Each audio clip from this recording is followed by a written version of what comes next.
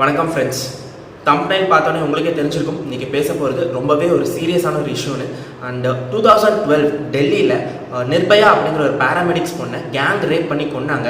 And அந்த இன்சிடெண்ட்டோட vibration நம்ம மக்களுக்கு குறைஞ்சதோ குறையிலவங்க. அதுக்கப்புறம் பல ரேப் இன்சிடென்ட்ஸ் நம்ம ஊர்லேயும் சரி வெளியூர்லேயும் நடந்துக்கிட்டே தான் இருக்குங்க. அண்ட் பங்களாதேஷில் ஏப்ரல் 6 ஒரு பொண்ணை ரேப் பண்ணி எரிச்சு கொண்டு இருக்காங்க. அண்ட் அந்த கேஸோட முடிவு நேற்று தான் வந்திருக்கு. பங்களாதேஷ் ஹைகோர்ட் அவங்களுக்குலாம் டெத் பெனால்ட்டி கொடுத்துருக்காங்க. அண்ட் ஒரு ரேப் கேஸ் இவ்வளோ சீக்கிரத்தில் ஒரு மரண தண்டனை கொடுத்துருக்கு அப்படிங்கிறது ரொம்பவே ஒரு ஹேட்ஸ் ஆஃப் அண்ட் பெருமையான ஒரு விஷயம். தீபாவளிக்கு மக்கள் எல்லாருக்குமே ஒரு குட் நியூஸ்னே சொல்லலாம். ஃபர்ஸ்ட் அந்த கேஸை பற்றி நான் சொல்லிடுறேன், உங்களுக்கே அது புரியும். பங்களாதேஷில் ஃபினா அப்படிங்கிற டவுனில் பிறந்தவங்க தான் நம்ம நஸ்ரத் ஜஹான். 19 வயது நிரம்பிய ஒரு ஸ்கூல் கோயிங் பொண்ணுங்க அவங்க. அண்ட் ரேப் பண்ணவர் யாருன்னு கேட்டிங்கன்னா சொல்கிறதுக்கே கஷ்டமாக இருக்குது. He's a teacher. மாணவர்களுக்கு தீண்டாமை மற்றும் பாலியல் வன்கொடுமை ஒரு பெரும் குற்றம்னு எடுத்து சொல்ல வேண்டிய ஒரு ஆசிரியரை இதை பண்ணியிருக்காருங்கிறது ரொம்ப கஷ்டம். அண்ட் March 27 அவர் செக்ஷுவல் டார்ச்சர் கொடுத்துருக்காரு நஸ்ரத் ஜஹானுக்கு. அந்த பொண்ணு தன்னுடைய அப்பா அம்மா மற்றும் அண்ணன்ட்ட தைரியமாக சொல்லியிருக்காங்க இந்த மாதிரி அவர் பண்ணியிருக்காங்க எனக்கு. அண்ட் அது மட்டும் இல்லைங்க, போலீஸ் ஸ்டேஷன்லையுமே போய் கம்ப்ளைண்ட் பண்ணியிருக்காங்க நம்ம நஸ்ரத் ஜஹான்.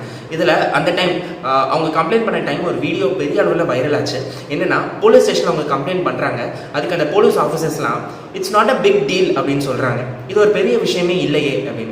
அண்ட் அவங்க என்ன மைண்ட் செட்டில் சொன்னாங்கிறது இப்போ வரைக்கும் புரியலங்க. பட் அவங்க கடுமையாக வலியுறுத்தினதன் பெயரில் அந்த டீச்சரை அரெஸ்ட் பண்ணி விசாரணை பண்ணாங்க.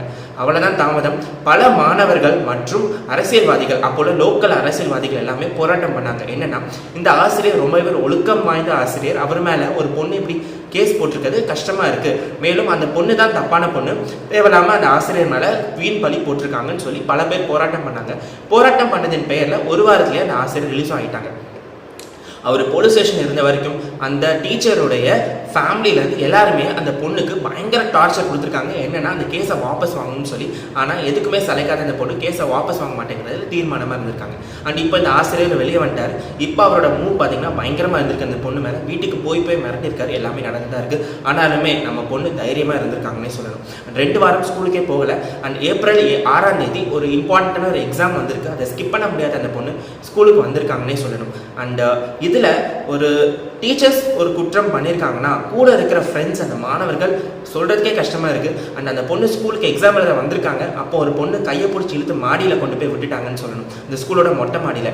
அந்த மொட்டை மாடியில் பார்த்தீங்கன்னா அந்த ஸ்கூலில் படிக்கிற 3 பசங்க மேலும் 5 ஆளுங்க அந்த பொண்ணை டார்ச்சர் பண்ணியிருக்காங்க. இந்த மாதிரி கேஸை வாபஸ் வாங்குன்னு சொல்லி தைரியமாக ஃபேஸ் பண்ண அந்த பொண்ணு முடியவே முடியாதுன்னு சொல்லியிருக்காங்க. ஒரு லெவலுக்கு மேலே அவங்க கட்டுப்படுத்த முடியாமல் அந்த பொண்ணை கொல்லணும்னு முடிவு பண்ணிட்டாங்கன்னு சொல்லணும். அந்த பொண்ணு போட்டிருந்த ட்ரெஸ்ஸையே அவங்க கையை காலெல்லாம் கட்டி அவளை எரிச்சிட்டாங்க. அண்ட் அவங்களோட ஐடியா என்னன்னா எரிச்சு அந்த பொண்ணு ஏதோ சூசைட் பண்ண மாதிரி செட் பண்ணிடலாம்னு நினச்சிருக்காங்க. அண்ட் அந்த துணிகள்லாம் எரிஞ்சதுலேயே பார்த்தீங்கன்னா அந்த கட்டை அவிழ்ந்துச்சு. அண்ட் எரிஞ்ச அந்த நிலையிலேயே அவங்க கீழே ஓடி வந்து அவங்க விழுந்திருக்காங்கன்னு சொல்லணும். எவ்வளோ ஒரு தைரியம் துணிச்சல் அந்த பொண்ணுக்கு இருந்திருக்குன்னு யோசிச்சு பாருங்க ஃப்ரெண்ட்ஸ். அதுக்கப்புறம் தான் ஸ்கூலில் இப்படி ஒரு சம்பவம் நடந்துட்டு இருக்குன்னு மாணவர்களுக்கும் ஆசிரியர்கள் அப்புறம் எல்லாருமே தெரிஞ்சிருக்கு. அண்ட் அந்த பொண்ணை ஆம்புலன்ஸ்லேயே கொண்டு போயிருக்காங்கன்னு சொல்லணும். அண்ட் ஆம்புலன்ஸ்லேயே அவங்க அவ்வளோ தூரம் பேசியிருக்காங்க. அண்ட் அந்த கேஸை பற்றி யார் யார் எனக்கு பொண்ணு இருக்கா, யார் யார் இதில் சம்மந்தப்பட்டிருக்கா அப்படிங்கிறதையும் அவங்க சொல்லியிருக்காங்கன்னு சொல்லலாம். அண்ட் ஹாஸ்பிட்டலில் 3 நாள் போராடினாங்க. அண்ட் March 10 அவங்க இறந்தும் போயிட்டாங்க. அண்ட் இதை சொல்லும் போதே உங்களுக்கு தெரிய படம் தான் ஞாபகத்துக்கு வரும்னு நினைக்கிறேன். அண்ட் எவ்வளோதான் படங்களாக இருக்கட்டும் எல்லாமே நம்ம மக்களுக்கு போட்டு காட்டினாலுமே தீங்கு நடந்துகிட்டே தான் இருக்குது. அதுவும் ஒரு ஆசிரியர் ரூபத்தில் நடந்திருக்கு அப்படிங்கிறது ரொம்பவே கஷ்டமாக இருக்குது ஃப்ரெண்ட்ஸ். அண்ட் அவங்க வாக்குமூலம் எல்லாமே கொடுத்துட்டாங்க.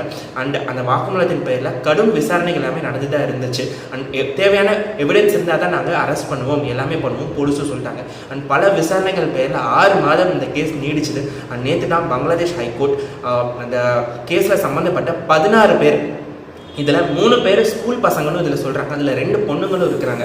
16 பேருக்குமே தூக்கு தண்டனை கொடுக்கறதா தீர்ப்பு வந்துருச்சு.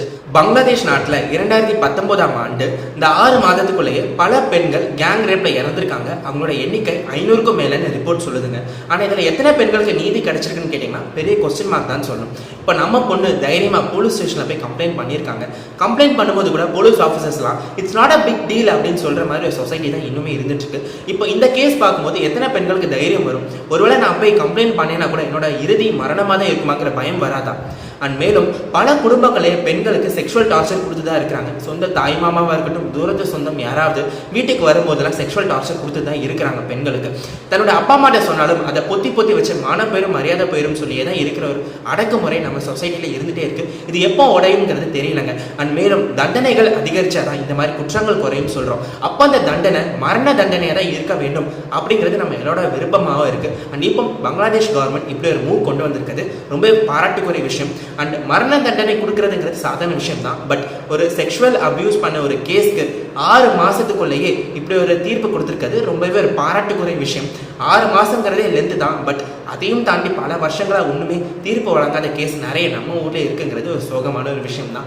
இந்த கேஸை பார்த்தாது இதுக்கப்புறம் செக்ஷுவல் அபியூஸ் குறைய வேண்டும். மேலும் செக்ஷுவல் அபியூஸ் பண்ணுறவங்க எல்லாருமே மரண தண்டனை கொடுக்க வேண்டும் அப்படிங்கிறது நம்ம எல்லாரோட வேண்டுகோளாக இருக்க வேண்டும். அண்ட் அதை கூறி வீடியோ முடிச்சுக்கிறேன்.